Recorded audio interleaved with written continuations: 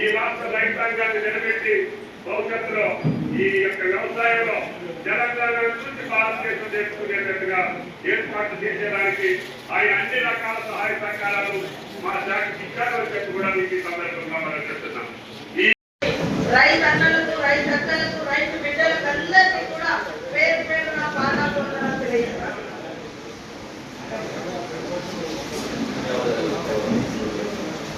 రైతులు రైతుల స్థాయి కోసం కృషి చేస్తున్న వ్యవసాయ శాఖ మంత్రులు గొప్పవారు.